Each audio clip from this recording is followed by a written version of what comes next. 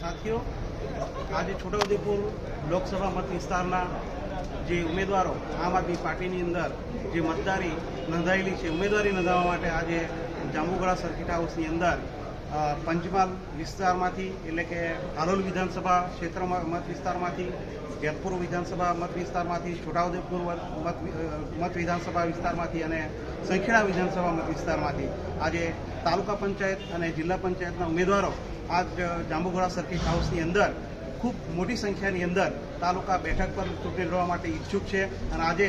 જિલ્લા પંચાયતની બેઠકો લડવા માટે પણ ઈચ્છુક છે અને ખૂબ મોટી સંખ્યાની અંદર આજે ઉમેદવારો અમારી આ આમ આદમી પાર્ટીની સેન્સ પ્રક્રિયાની અંદર ભાગ લઈ રહ્યા છે. આપ જોઈ શકો છો એ પ્રમાણે અત્યારે બહુ મોટી સંખ્યાની અંદર ઉમેદવારો આજે ઊભા છે અને ખૂબ સવારના 9 વાગ્યાથી આ સેન્સ પ્રક્રિયા ચાલુ છે અને અત્યારે લગભગ 2 વાગ્યા છે. હજુ પણ લગભગ 1 કલાક જેવી પ્રક્રિયા હજુ ચાલશે, કારણ કે ઉમેદવારોની સંખ્યા ખૂબ મોટી સંખ્યાની અંદર છે. ઉમેદવારો અમે અમારા કાર્ય પ્રમાણે કરતાં પણ આજે ઉમેદવારો એક સીટ પર 4 થી 5 ઉમેદવારો તાલુકા પંચાયતના ઉમેદવારો છે. જિલ્લા પંચાયતની કોઈ એક બેઠકો પણ છે કે ત્યાં પણ 4 થી 5 ઉમેદવારો આજે ચૂંટણી લડી રહ્યા છે. એટલે આમ આદમી પાર્ટીને આજે